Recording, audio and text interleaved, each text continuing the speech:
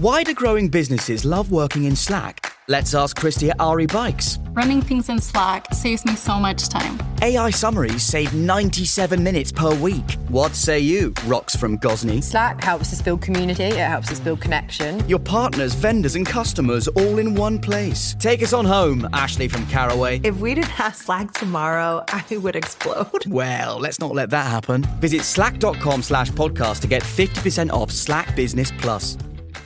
Does it ever feel like you're a marketing professional just speaking into the void? But with LinkedIn ads, you can know you're reaching the right decision makers, a network of 130 million of them, in fact. You can even target buyers by job title, industry, company, seniority, skills, and did I say job title? See how you can avoid the void and reach the right buyers with LinkedIn ads. Spend $250 on your first campaign and get a free $250 credit for the next one. Get started at linkedin.com/campaign. Terms and conditions apply. Don't you cry no more.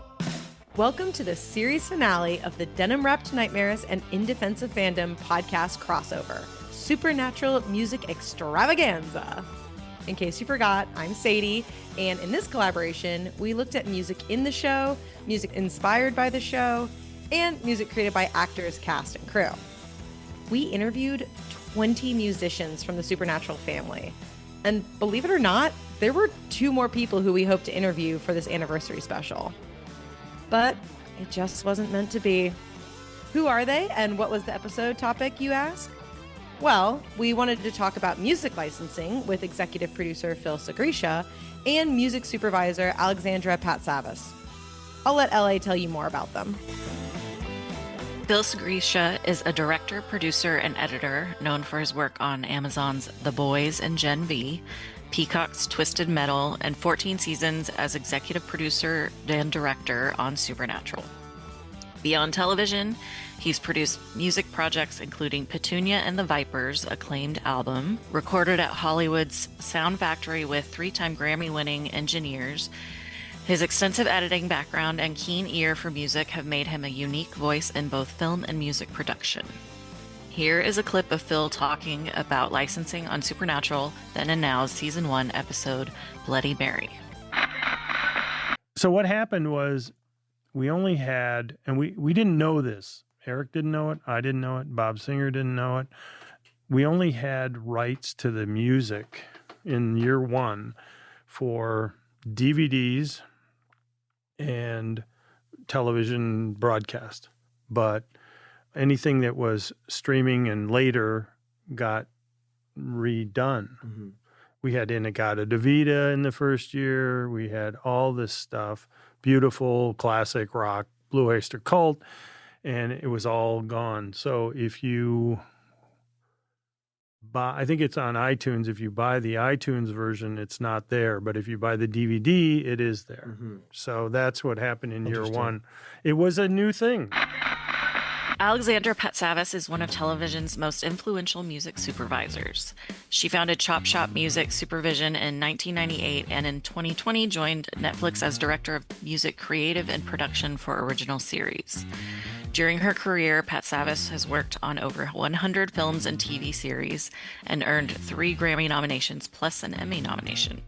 She's credited with revitalizing the relationship between television and music promotion, proving that the right song in the right moment can transform both a scene and an artist's career.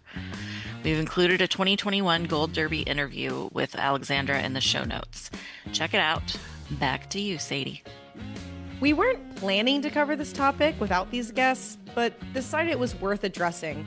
As of Monday, December 22nd, 2025, Peacock became the new streaming home of Supernatural in the US. With online discussions swirling about whether the original music has returned, we want to help set the record straight.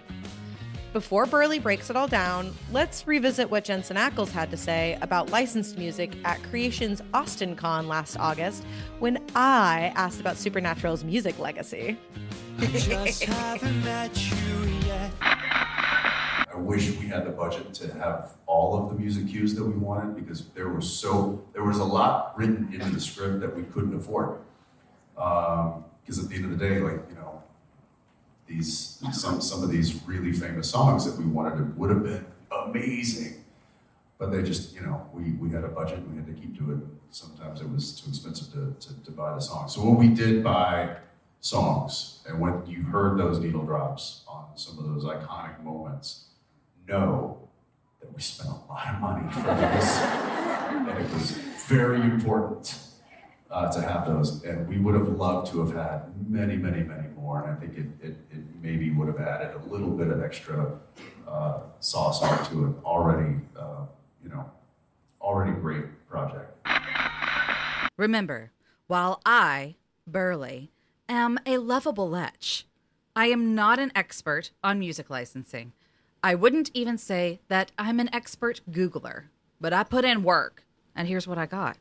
When Supernatural Season 1 was produced in 2005, they secured rights only for DVD and television broadcast. Streaming didn't exist as a major platform yet. Prior to streaming, many TV producers would choose limited licenses for broadcast TV, only for roughly 3 to 5 years to lower costs and allow them to license more popular songs. When Supernatural moved to Netflix in 2012, these old limited license deals had to be renegotiated. Many iconic classic rock songs, like AC/DC's Highway to Hell from the pilot and Blue Oyster Cult's Don't Fear the Reaper from Faith, were replaced in the streaming version. The advent of streaming forced producers to insist on in perpetuity. Nope. Perpetuity. In perpetuity. There we go. Insist on in perpetuity or forever licenses, which require rights holders to relinquish future royalties in exchange for one-time payments. This represents a fundamental shift in music licensing economics, where broadcast TV licenses were negotiated for limited terms at lower costs. Streaming platforms demand perpetual rights, meaning significantly higher upfront payments. Rights holders now face the prospect of giving up all future revenue streams for a song's use in a show, which naturally commands premium pricing. Additionally, streaming represents global distribution rather than a regional broadcast, further driving up costs as territorial reach expands. Warner Brothers Television owned Supernatural and was responsible for relicensing music for streaming. I've seen a lot of people be like, fuck Netflix, they didn't pay for the songs or whatever. Warner Brothers was responsible for all of it. But they faced some obstacles, guys. 2 big obstacles here. 1, budget constraints. Classic rock is expensive, especially for streaming rights. And 2, rights holder unwillingness. Because of that forever and all that other kind of stuff we just talked about, there were artists or estates who straight up refused to license music under that deal, or they demanded prohibitive prices, like just way out of budget. Warner Brothers kept what they could afford and replaced the rest. After learning from early seasons, producers secured comprehensive rights for later seasons, which retain their original soundtracks on streaming. So in conclusion, y'all might remember me asking this question more than once during this series. We have an answer. That's most likely why there's a noticeable decline in needle drops after season 5. Due to that in perpetuity requirement, available songs decreased. What was available cost significantly more, and the budget no longer covered more than a song here and there in future episodes. They literally had to drop how many needle drops there were. It wasn't the showrunner's fault. It wasn't anybody's fault. It was just the cost of streaming. Long story short, no. The original music in earlier seasons did not return because of the move to Peacock, and it's very unlikely to return if it moves to another streaming platform either. Supernatural's situation demonstrates why owning DVDs or Blu-rays of beloved content is worthwhile. Streaming content changes without notice, music gets replaced, scenes edited, episodes removed, all while you pay subscription fees. Licensing is temporary. Shows vanish from platforms when agreements expire and may return altered or not at all. And true ownership Physical media provides permanent access, superior quality, and bonus features, independent of internet connectivity, subscription fees, or corporate negotiations. Season 1 of Supernatural, with its original soundtrack, still exists, but only on DVD and Blu-ray. You can check to see if your local library has it available, but for shows, films, books, and music, physical media preserves the original creative vision, exactly as intended. You can check out our link tree, SPN20, for links to CDs, records, and more. Hi, I'm Kira from K-Styles Photos. My all-time favorite needle drop in Supernatural is Night Moves by Bob Seger and the Silver Bullet Band in the episode Baby. The song helped create such a beautiful moment between the brothers and actors too. It blurred the lines a bit and gave fans a chance to share an intimate moment between two human beings. For me, that moment resembles everything the show is about: support, love, patience, laughter, and family. And I cried the first time I watched it, and it has become my forever feel-good moment. Hi, I'm Nessa Colt, and one of my favorite needle drops in Supernatural is Heat of the Moment in Mystery Spot. What I love about it is how unapologetically cheerful it is in the middle of something that's actually pretty horrifying. Dean keeps dying, Sam keeps reliving it, and instead of the show telling you how to feel, or even giving us time to process it, the song just keeps restarting. And somehow it fits, especially for Gabriel. It makes everything hurt and be funnier at the same time. It also teaches you the rules of the episode instantly. One note and you already know exactly where you are. The song doesn't just play in the episode, it becomes the episode. And now, funny story, I even set it as my ringtone on my best friend's phone. She's a first-time watcher, and that was way before she got to the episode. So I called her constantly, and she heard it constantly. And when she finally saw the episode, she just texted me, "You did not do that to me." So yeah, it's not just a Supernatural needle drop. I needle dropped my best friend, and even before that, it was one of my favorites. So that's my pick. Thank you guys for having me. This is Lauren Huff of the geek/pop culture themed podcast Hops Geek News, who loves Supernatural and craft beer. My all-time favorite Supernatural needle drop is from Season 2 and Night Shifter with the oh-so-perfect Renegade by Styx. However, that one is rightfully very popular, so I'm actually going to go with the Season 14 finale, God Was Never On Your Side by Motorhead. This song not only captured the previous 14 seasons in a way that really only Chuck himself knew up until this point, it also had the chorus kick off right as all hell begins to break loose, and Cass, Sam, and Dean are kind of just looking around like, what do we do now? And it perfectly set up the 15th and final season of Supernatural. And for me, as a Supernatural late bloomer, I didn't start watching live until the 12th season, so watching this live, knowing I'd have to wait months for the next episode for a season that would end all of it, made it all that much more awesome of a needle drop. So that's what I got. Season 14 finale. Cheers. Hi y'all, this is Lynn from the SPN verse. My personal favorite needle drop from the show is Space Odyssey by David Bowie and Clap Your Hands If You Believe. I absolutely love what they did with this piece of music and how perfectly it was integrated into the storytelling, visually and sonically. Initially, you only hear Bowie's voice over a low hum fading in. To recognize the music, you have to have the sound turned up to a certain level before you even realize you're hearing Bowie's voice. And then the sizzles as it starts to get static, the lights flicker out. And Dean's, "Oh no." Then the exterior light comes up through the haze as though he's about to experience another abduction, and his mild panic with "not again." And then the door flies open, the Tinkerbell clobbers him, and on contact, the music kicks in, and it all feels like it could be an alien occurrence right up to that exact moment. And you know, the audio becoming louder and louder as the battle continues until it feels almost orchestral in conjunction with the lighting and the editing and the fight choreography, and then the Tinkerbell ending up in the microwave going splat.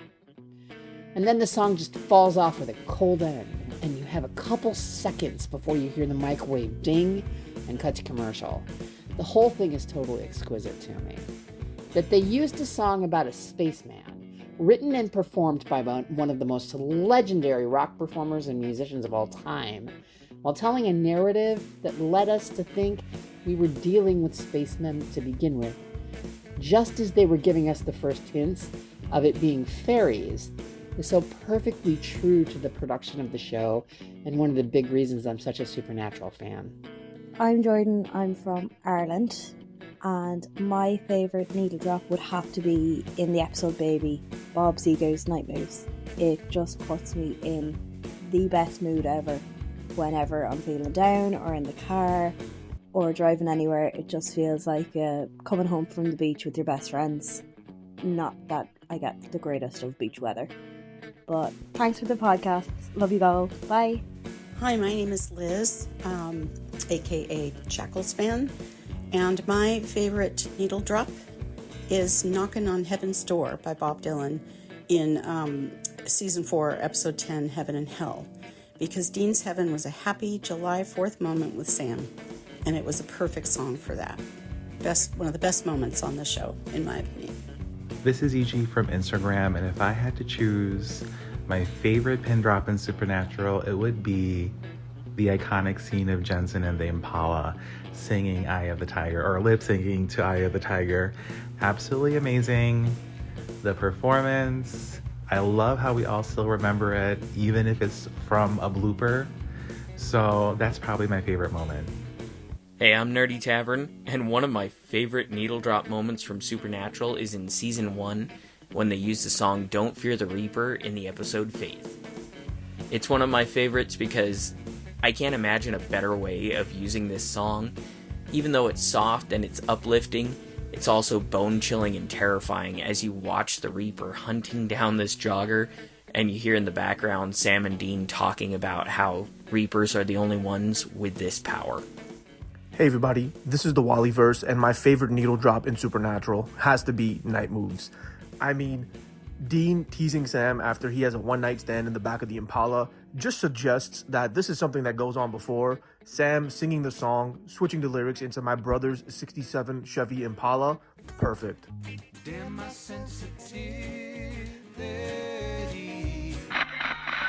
Thank you to all of our guests and participants for their contribution to this special collaboration. If you hope to attend future music events with the SPN family, there will be multiple opportunities in 2026. In addition to Creations Entertainment's Friday night karaoke and Saturday night special, you can see Rob, Rich, Billy, and Jason at the Heist in Bowling Green, Virginia on Monday, February 2nd. Also, mark your calendar for Loud and Swain at Mercury Lounge in New York City on Friday, February 20th. Sweeney's Station Saloon in Philly on Saturday, February 21st, and Valley Bar in Phoenix on Friday, March 27th. My birthday. Speaking of live shows, we were asked what are the multiple SPN family bands that Rob and Jason would potentially ask to perform in their aspirational music festival. Let's start with acts we featured in our previous episodes. In order, that would be Billy Moran, Love, Loud and Swain, Love. with Rob Benedict, Billy Moran, Mike Borja, and Steve Norton. Rob Benedict, Ghost Tiger and Friends with Ben Edlund, Raina Roberts, Radio Company with Jensen Ackles and Steve Carlson, the Scott Sisters, Jason Manns, Brianna Buckmaster, Lisa Barry, and Dick Jr. and the Volunteers with Richard Spate Jr., Billy Moran, Emma Fitzpatrick, and Mark Shepard. Y'all know I'm always going to make it to a Dick Jr. and the Volunteers show. But you always show for Dick, we know. I'm going to show up for that Dick. But it is like a bucket list item of mine. I want to see a live Ghost Tiger show so bad. So bad. I want to go. I want to be the weird groupie who dresses like also as a tiger. Oh Maybe my I'll do something God, different. yes. Maybe I'll do a cheetah. We'll go cheetah girls. Like. Yeah. I'll do my hair real big and be a lion. Yes. Oh my God. Can we do this? We'll all be different cats. I want to go so bad. So bad. It is like, and I've heard I've seen Radio Company perform at like Saturday Night Special, but I've never been to like a Radio Company concert. So what was that like, Sadie? They really do put on a show. It helps that the audience is already so game and forgiving, and I think that helps like assuage everyone's nerves. Because when I think about that Nashville show, I was like, "Oh, Jensen, honey, you look nervous."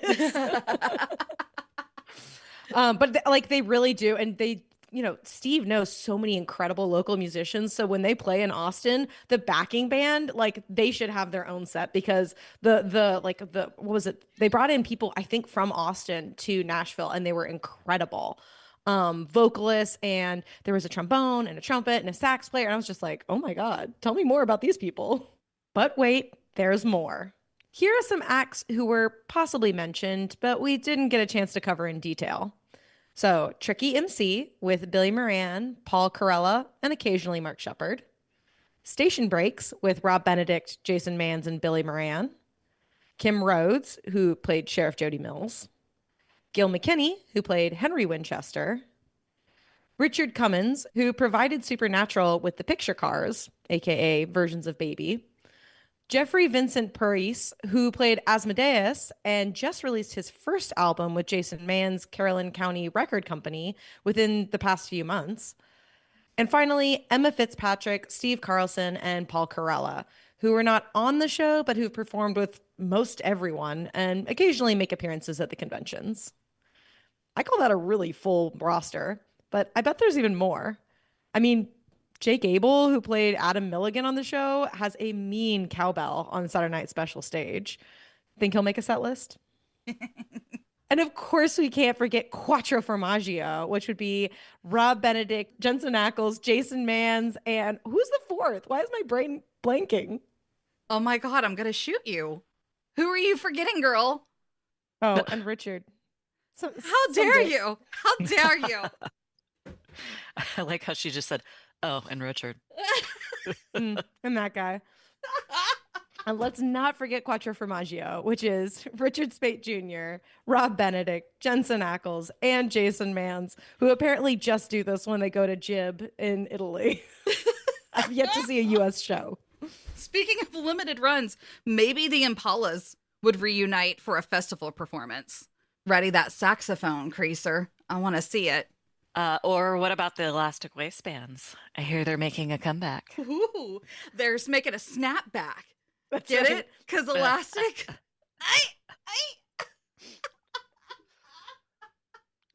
All right, ladies. What are your top 3 notables? Favorite episode, favorite guest, something that just stuck in your brain that one of our guests said, whatever. Ooh, let's do 1 each, 2 each, 3 each. That way we get some time to think in between. Okay. I can have a top of mind because it was our last interview. I loved hearing the karaoke revolution story with the, we'll never do it again. We'll never do it. And so we moved the chairs. Like, I loved that story. Oh my God, that was so funny. I think one of my top surprise get was when we managed to actually chat with Raina, because she was just like a total sweetheart and she had so many great stories and was so game to just nerd out with us and talk about all the other fandoms she's also a part of. And I was like, oh my God, how do I make you my best friend? I can't move to Nashville. That's another act I'd really like to see live. 100%. I follow her Instagram and it looks like she can put on a show. I would like to see her live too. I could say anything? Yeah, just okay. Anything that we did during this special that you liked. I liked the Scott sisters, and this is probably just because I'm jealous that I didn't have it growing up, but how they said that the music was forced on them growing up when they were younger. Mm-hmm. And I was like, I wish I had had that, because my parents never really listened to music growing up, so I just had to find music on my own. But I thought it was funny the way she said that, because I was like, man, I would have loved that. Anytime I hear somebody saying like, oh, well, my parents made me learn piano, I'm like, I wish mine made me do it. Another thing that stuck out, speaking of learning an instrument, I might be stealing one from you, Sadie, but whenever Ben Edlund just randomly was like, well, I'm also trained on the recorder. It was so serious that it took me so long to realize that this was kind of a bit and also kind of real. Oh my God. I died. The flashbacks I got to the recorder concerts and all of that kind of stuff. That was a fun little moment. I mean, I also, okay, if we're going to go all the way back, our very first interview we did was with Billy Moran, and we didn't have a full set list ready. Butthole. And we were like, tell us some crazy stories. Like, well, there's the butthole in the car. We're like, what are you talking about, sir? What do you mean? Yeah. Oh my God. That was random. And that was like, oh, that was not where I thought we were going. But yes, please tell us more about your butthole. Great story. Well, I was going to say Billy, but I'll say I really like the format with the artist on artists, how they kind of interviewed each other. I enjoyed that. I wish we could have done that with Chris and Jay. Yeah. The idea hadn't struck me yet that was something we could do rather than trying to squeeze two different interviews into an episode. Let's just have them interview each other. Like that idea hadn't really hit me yet whenever we had Chris and Jay, but that would have been a fun conversation to eavesdrop on, the two of them talking about everything. But I agree. I enjoyed that format. Was that round two? Are we on round? That was round two. That was round two. One more each. One more each. So this is going to be a shocking one because I fucking hate editing. I hate it so much. But I really enjoyed editing the fan artist episode. Putting together all 5 of those interviews, getting their songs in there, getting that right around the hour mark. I think it went like hour 15 minutes, maybe. I was like really impressed with myself. And it was just, I really enjoyed editing that one. And I don't normally like editing, but that was a fun one. And I felt a really big sense of accomplishment when that was done. And it was a fun listen. That episode was fun to listen to. I enjoyed that one. I feel like that's fun editing because it's layering. You're Yeah. like, ooh, I get to include your music, and like, oh, you had this beautiful gem of a comment you made that I can't wait to drop in there that people are going to really think about. Like, you kind of stole mine because I was going to say that episode too, because it's near. Yeah, and dear you to my helped me with heart. that one. You also helped me kind of filter through the transcripts and find those great little tidbits that each of our guests gave us, because we had to get it narrowed down. I didn't. Yeah. Sorry, I stole that This one. series could have been like triple the amount of time if we didn't edit anything. Easily. Yeah. Okay, well then I'm gonna do for my final notable. I really like that we included Chris Schmelke, because he is not like he's a musician, but he's not who you think of when you think of SPN music, but also how important music is to set the world for him in the photo room and to get people comfortable and to like build this like both intimacy and party vibe. It made me think a lot differently about how we kind of curate our spaces, even just using auditory cues. Like I really appreciated that perspective. LA, what's your last one? Since I wasn't really there for the interviews, I just want to say I really love Sadie and Burley's interviewing. You guys really did it, like a beautiful job. I mean, luckily we had some very loquacious guests, and a lot of times we didn't have to ask much. We just had to kind of give them a quick prompt and sit back and listen to the stories. Yes, some of the easiest interviews we've ever done. I was Yeah. like, music, and they're like, I have thoughts. Yeah. Great, okay. This was fun, though. This was fun. I learned a lot. The transcript trick, that like saved my life with the Richard and Mark editing. That's not Right? something I've ever done, because I learned how to edit as a dance teacher. So it was always audio, just listening to the cut, listening for the 8 count. If I cut it here and cut it to there, it's going to flow. So I've always done it just auditorily. But that's different when you have like a winding discursive conversation. You're like, cut this loop out. We don't need this bit. Stick it here. Like, yeah. Which I've done, which I've had to do, and like damn near pulled my hair out, or would go crazy, or would text, "Oh my God, I've been working on this episode for like 6 hours," So the transcript trick, that's a huge win for me, as far as learning something as to how other people manage their stuff and do their stuff. And I think everybody does it kind of differently. This was good for me because I was like, oh my God, how did you get this person? I emailed them once and they never got back. Sales, remember?